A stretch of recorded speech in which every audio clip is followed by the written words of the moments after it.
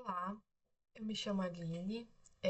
Bom, a maioria das pessoas que está vendo esse vídeo provavelmente já me conhece, mas mesmo assim eu gostaria de me apresentar só para deixar claro quem sou eu, né? E eu preparei aqui um material agora sobre o desenvolvimento de interfaces gráficas para desktop utilizando o Electron. E, bom, isso Electron e IA, né? Isso para a gente conseguir fazer os nossos aplicativos, né, que vão ser utilizados na disciplina para a gente poder rodar o nosso modelo, poder ter uma interação, poder criar um executável, algo interativo a partir disso.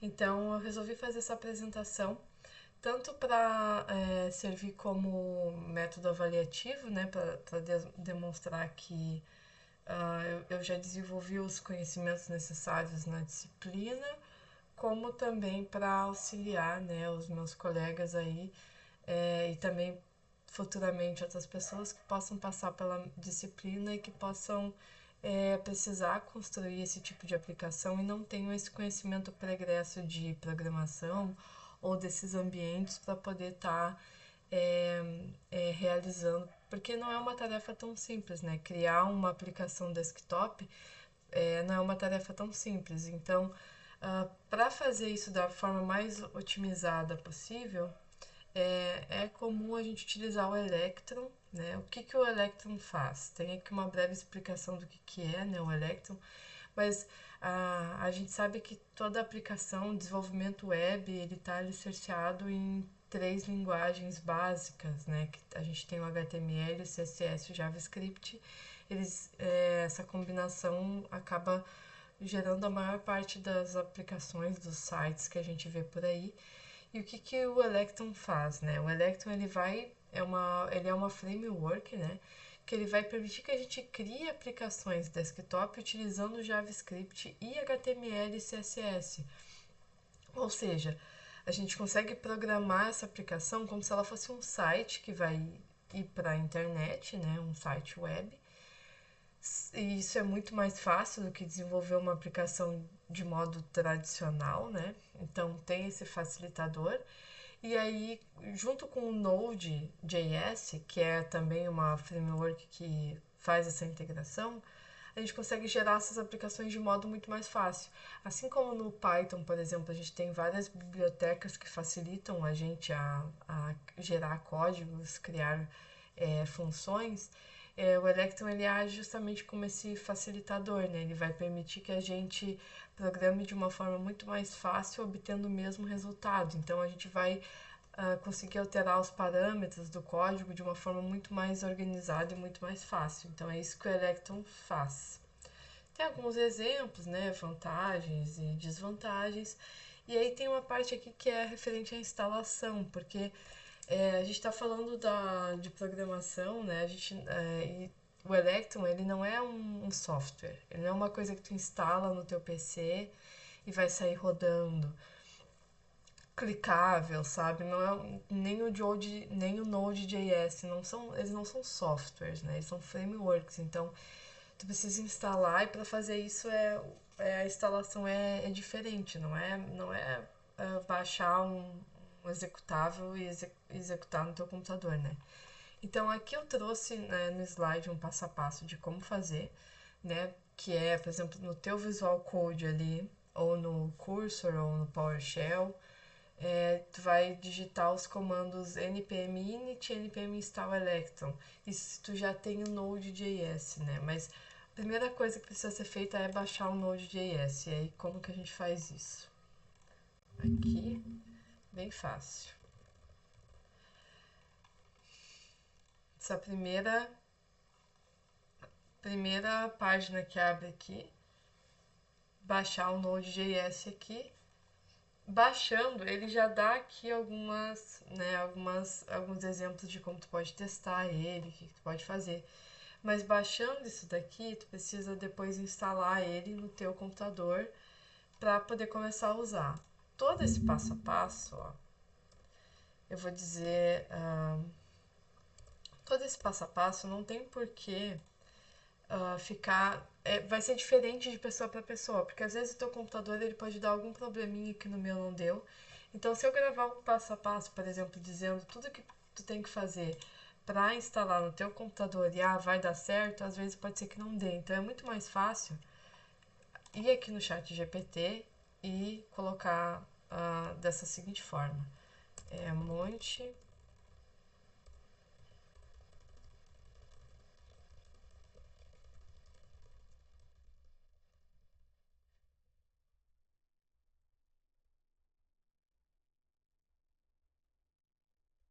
Ele vai montar esse passo a passo, ele vai dar todos os comandos ali de como fazer de como fazer essa instalação. É confiável, ó, inclusive ele dá o site aqui da onde vai baixar o Node.js, ó. E aí como fazer, aonde, ó, no prompt de comando do Windows, o que tu tem que rodar. E aí conforme for aparecendo erro, dá para ir jogando aqui e ele vai ajustando esses erros e vai corrigindo. Então é bem tranquilo de fazer essa instalação por aqui. Até porque é difícil, esse tipo de coisa a gente instala uma vez só e depois não instala mais. Então dificilmente a gente vai precisar lembrar de todos esses comandos de instalação para sempre. Então dá para vir aqui no chat e pedir para ele fazer essa instalação, mandando exatamente esse mesmo prompt aqui que eu mandei para ele. Ele vai gerar essa certinho aqui para a gente fazer essa instalação e fica tranquilo de trabalhar. Depois disso, tô levando em consideração que já existe, todo mundo já tem, por exemplo, essa página aqui do GitHub, que é onde a gente vai subir os nossos projetos, né? Quem não tem muita habilidade ou muito conhecimento com o GitHub, o GitHub ele tem essa função de armazenar os projetos, né, na nuvem, de ser um repositório de projetos e ele é muito bom assim. É bem tranquilo, é bem fácil de criar um repositório, criar um projeto aqui no perfil, na página, é só vir aqui em New, colocar o nome, uma descrição, se é público, se é privado, aqui. É bom adicionar um git ignore, dá para adicionar, mas dá pra adicionar depois, eu vou explicar depois o que é esse git ignore aqui. E aí aqui criando o repositório ele gera um link. Ele vai gerar um link e esse link é o que a gente usa depois para ficar publicando as atualizações no GitHub. Isso aqui também é uma coisa que é uma das bases, assim, é importante já ter esse repositório aqui feito, já criado, para aí sim começar a fazer o projeto. Então, vamos partir do pressuposto que fizemos a instalação do Node.js. Primeiro, a gente instala o Node.js exatamente como está sendo instruído pelo GPT aqui. Ele instrui direitinho. Primeiro ir no site, baixar o Node.js, depois instalar o Electron, porque o Electron depende do Node. Eu preciso do Node.js para poder acessar o Electron. E por que eu preciso do Electron? Para poder criar a minha interface desktop, a minha aplicação de forma mais fácil, utilizando as linguagens que eu já conheço e que são mais fáceis de conseguir documentação online, dica, tutorial, tudo, e que também é amplamente utilizado, que é o JavaScript, o HTML e o CSS. Então, vou partir do pressuposto que a gente seguiu esse passo a passo aqui e deu tudo certo. A gente conseguiu instalar o Electron, a gente conseguiu instalar o Node.js. Como que eu vou estruturar o meu projeto da minha aplicação? A forma com que eu vou construir as minhas pastas de projetos são muito importantes. Um caminho de pasta errada dá tudo errado. Então, eu preciso estruturar muito certinho essas pastas dentro do meu projeto. O que isso significa? Isso significa que eu preciso, depois que eu criei meu repositório no GitHub, tá tudo certinho, eu preciso vir aqui, criar uma pasta direitinho, ó. E dentro dessa pasta vai estar tudo estruturado certinho, ó. Porque aí eu vou vir aqui, por exemplo, eu estou usando o cursor, né? Mas pode ser o Visual Code, pode ser qualquer um. Eu venho aqui em Open Folder e eu vou selecionar a pasta. Ele vai abrir para mim já tudo que está dentro da pasta. Aqui eu preciso ter uma estrutura muito bem feitinha. O que isso significa? Geralmente ele vai criar essa primeira pasta aqui automático, que são os Node módulos, que aí ele cria automático. Isso daqui são coisas do Node.js, a gente não precisa mexer nisso aqui. Essa aqui a gente cria, ó, a pasta src. Mas antes de criar ela, a gente precisa criar um package JSON, que é onde vai ter as informações básicas. Isso daqui é, por exemplo, o nome, né, da minha aplicação, a versão, o main. O main é a estrutura principal, né? O main é o que vai mover toda essa aplicação. Então aqui é só, ele está perguntando, ele está dizendo que o main é esse arquivo aqui, main.js. Ele utiliza o Electron Builder. Então esse package JSON ele tem todas essas informações básicas da minha aplicação. O main.js, que é o que ele está chamando ali, é o que dá a estrutura para o projeto. Ele comanda toda a minha aplicação. É o meu arquivo main.js. Isso daqui tem que estar dentro da pasta raiz, que chama, né? A pasta principal. Então, dentro da pasta rag, a primeira coisa, o main.js, o package JSON, e aqui o main ele tem essa estrutura aqui, ó, que é um pouco diferente, obviamente, das linguagens Python, que talvez o pessoal que roda simulação está um pouco mais acostumado a rodar em Python. Mas isso daqui, lembrando, não é o que está gerando meus cálculos, a minha simulação não é o que está me gerando resultados. Isso tudo aqui é só para eu formar, para mim gerar a aparência da minha aplicação, é para eu gerar um aplicativo. Então, aqui o que eu estou dizendo, primeiramente eu estou dizendo que esse aplicativo ele vai abrir uma janela, ou seja, quando eu abrir esse aplicativo ele rodar, ele vai abrir a janela do aplicativo, né? Ele está referenciando aqui um require e um env. Esse env, o que é um arquivo env? Ele está aqui na minha pasta raiz também. Um arquivo env geralmente a gente usa para salvar senhas, datas, nome de usuário. Então, para eu não colocar, para eu não ficar salvando os dados do usuário no meu código, né? Eu não posso fazer isso. Então, toda vez que tem algum dado sensível, eu salvo ele no arquivo env. E aí eu só referencio ele aqui. Então, ele está chamando aqui um arquivo env. Por que ele está chamando isso? Porque ele está consultando o Gemini. Essa aplicação que eu fiz aqui é um aplicativo desktop que ele consegue se comunicar e conversar com o Gemini sobre culinária. Ele tem um banco de dados sobre culinária e ele consegue conversar sobre esses assuntos. Então, por isso que ele está chamando aqui, e essa estrutura aqui, ela pode ser mantida exatamente igual, né? Que ele está dizendo, tu vai abrir uma janela, tu vai utilizar a senha que está lá no arquivo env para acessar o Google, o Gemini aqui. E aí depois tu vai criar a janela, que ele está dizendo como que vai ser essa janela, né? O tamanho dela, isso daqui pode colocar o tamanho que quiser. Eu coloquei esses tamanhos aqui. Ele está dando tá dando algumas referências aqui, né? Da onde está, por exemplo, o arquivo preload. Aqui ele está referenciando onde é que está o arquivo HTML, né? Porque o arquivo HTML é o que vai aparecer para o usuário. Aquela janela realmente que vai aparecer para o usuário, aquilo ali é o arquivo HTML. Então ele está dizendo aqui quando app when ready, then create window, ou seja, quando estiver pronto, quando der o start, então você cria a janela. Aqui está fazendo a integração com o Gemini, né? Está dizendo que para gerar uma nova consulta no Gemini, fazer essa integração, e ele está chamando aqui o arquivo env, ó, porque ele precisa dessa chave API, que é a forma que a gente tem de se comunicar com o Gemini. Então é isso que ele está fazendo aqui.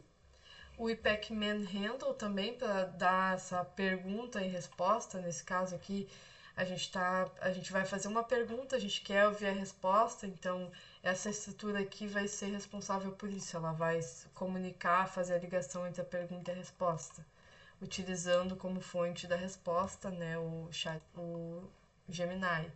E como eu consigo essa API? É bem tranquilo também, ó. Eu venho aqui, Gemini API Google. Nada, nada de misterioso, né? Eu venho aqui, tem aqui produtos. Eu posso ser um pouco mais direta também. Gerar chave, por exemplo.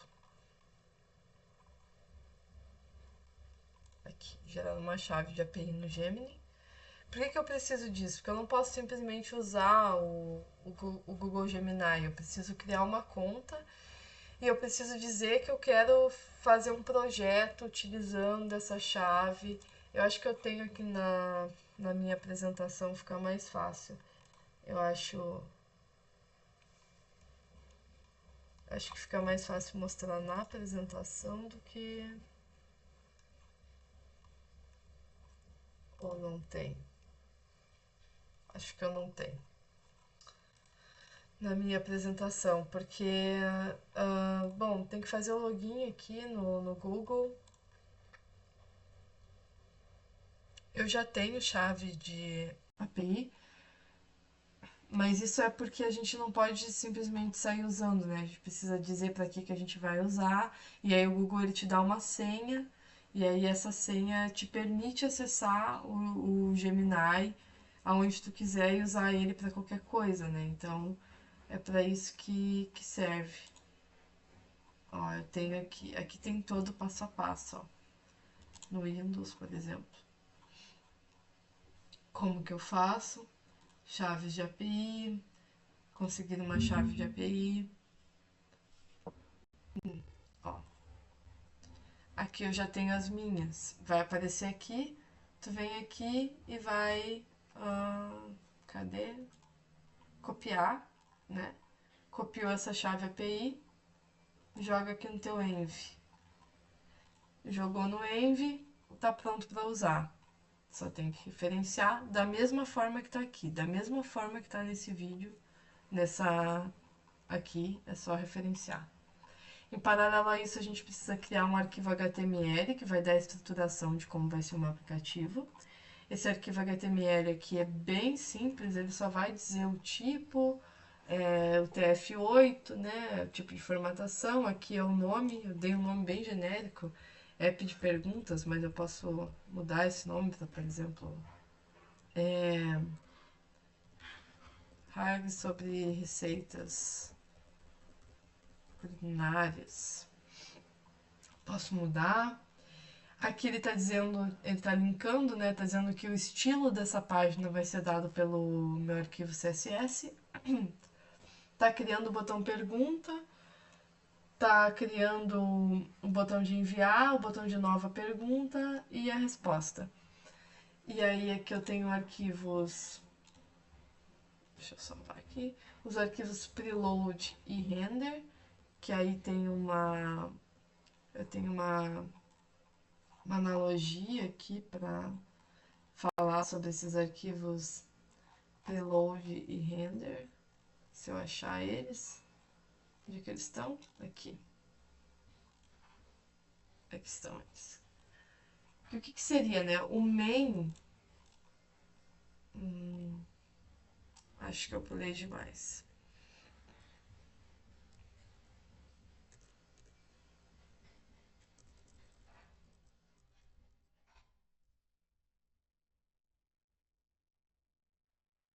Aqui. O main é o centro de controle, ele vai controlar tudo o que está acontecendo na minha aplicação. O preload vai ser como se fosse uma ponte segura, um filtro de segurança entre essa comunicação que está acontecendo web e a minha interface gráfica, né? O render ele gera esse código de interface gráfica e o index HTML é a interface em si, é o que o usuário está vendo. Então o render ele vai gerar esse código de interface gráfica e o preload vai fazer essa comunicação segura entre o que está sendo gerado e o que está sendo mandado para a web, né? Então é para isso que eu preciso desses dois arquivos aqui, o preload e o render, né? O preload vai fazer essa ponte segura, essa comunicação segura. Então ela vai sempre perguntar e ter essa comunicação, eu preciso ter esse arquivo. E o render vai gerar a estrutura da minha interface gráfica. Então é ele que vai dizer o que vai acontecer quando eu clicar no botão de pergunta, o que vai acontecer quando eu estiver pensando na resposta. Isso tudo ele vai se comunicando com o main, né? Só que entre ele fazer essa comunicação, entre o usuário clicar no botão, digitar alguma coisa e ele comunicar, eu preciso ter um filtro, eu preciso ter uma fonte de segurança e isso vai ser o preload que vai fazer. Aqui eu tenho o Stylus, né? Que é onde eu, como é bem intuitivo, eu seleciono aparências da minha aplicação. Então, ela tava branca, eu vou deixar ela um pouco meio rosinha, só por... Porque sim, isso daqui é mais aparência, eu posso deixar do jeito que eu quiser.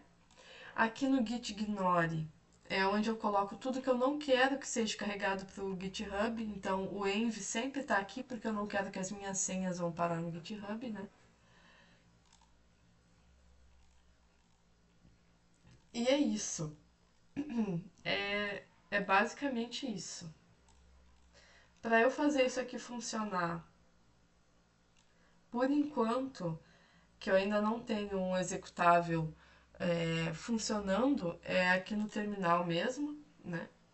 Caso eu esteja com o terminal fechado, aí venho aqui novo terminal e eu dou o comando npm start.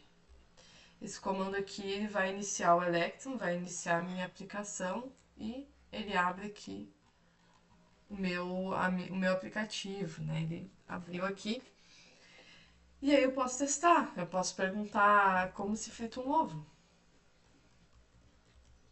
Pá, como se frita um ovo? Vamos ver se ele vai me responder. Tô pensando bastante.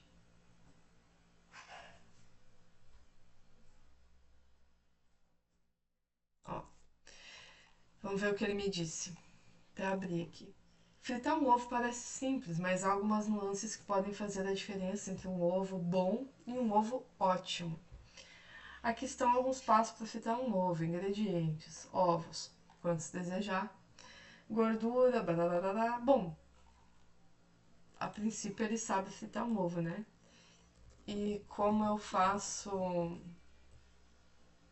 É... Vamos perguntar uma coisa diferente. Qual o tempo ideal de cozimento do macarrão?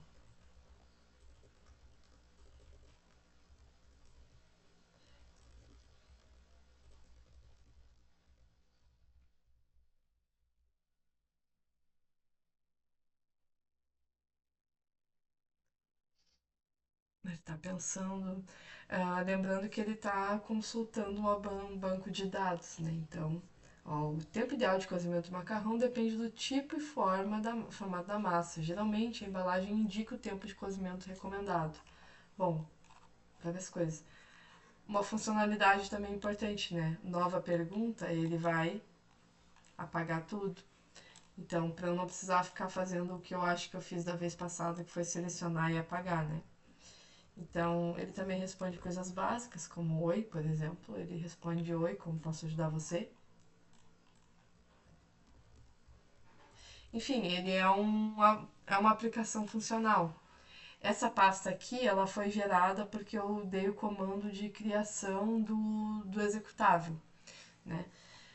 Então, eu criei um executável com isso daqui para eu não precisar ficar, para eu abrir o meu executável, toda vez eu tenho que botar aqui no terminal o comando. Então eu gerei um executável físico na minha máquina, por isso que surgiu essa pasta aqui automaticamente, mas eu não criei. O mais importante para esse primeiro momento é focar em baixar o Node, baixar o Electron, fazer eles funcionarem na sua máquina. Depois disso, criar essa estrutura de pastas exatamente dessa forma aqui. Até, ó, vou dar um tempo, caso queira tirar um print da tela para depois, porque isso daqui é meio que padrão. Vão ter algumas pequenas nuances de modificação, dependendo do aplicativo, mas é uma coisa que se faz uma vez só. Então não é uma coisa que precisa tanto decorar, né? E qualquer coisa diferente que der, algum erro, alguma coisa é muito fácil de encontrar na internet. Então, esse daqui é um outro pack de JSON que eu tenho, mas esse daqui não precisa, que esse aqui é no meu caso específico. Meu arquivo main, meu git ignore, o env eu não vou mostrar porque é onde tem minha senha, render, preload, index. Criar uma conta no Git, instalar o Node.js, instalar o Electron, criar uma estrutura de pastas, criar essa estrutura inicial.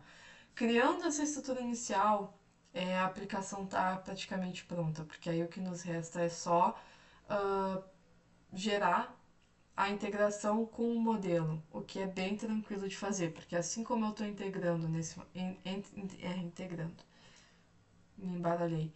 Assim como eu estou integrando agora, nesse momento, com o Gemini, eu posso integrar com outras coisas também. Isso pode ser um modelo, eu posso integrar com o meu modelo e usar o Gemini para fazer uma análise do meu resultado ou algo do tipo. Então, é isso. Espero ter ajudado. Caso não tenha ajudado, perdão.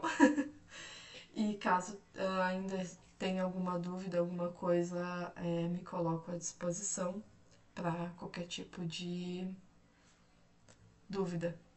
E é isso. Tem também aqui, ó, deixa eu abrir uma outra pasta aqui. Esse chatbot simples aqui. Esse foi uma outra estrutura que eu fiz. E ele é um pouco diferente, mas só o que ele faz. Né? Todos começam com npm start, esse é o comando, ó. Esse daqui é um pouco diferente, porque esse daqui é...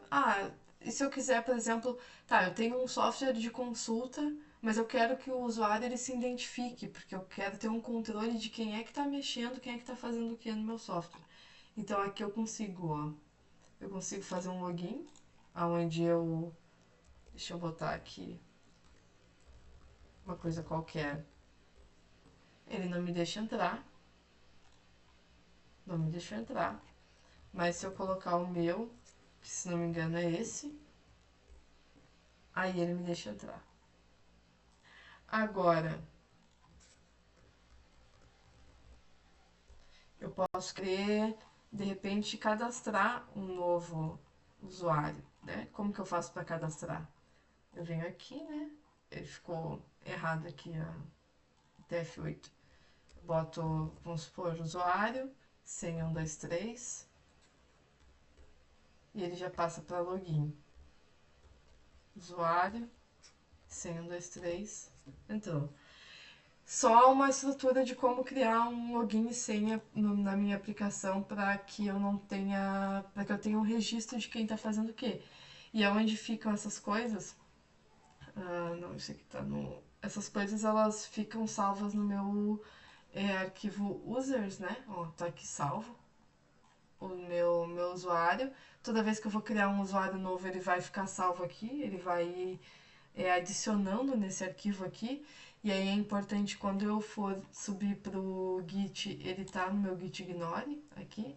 Meu Git ignore tem que ter o users.json para ele não exportar os meus usuários e as senhas dele, né, pro sistema. Aqui tá a minha estrutura, né, o preload, o render, que tem que ter também, como sempre, o main. Percebam que ele segue sempre a mesma estrutura, ó. Tudo que é estrutural, importante, está na raiz do projeto. Aqui, que são as páginas, a parte da interface do usuário fica dentro de outras pastinhas, tudo no mesmo nível.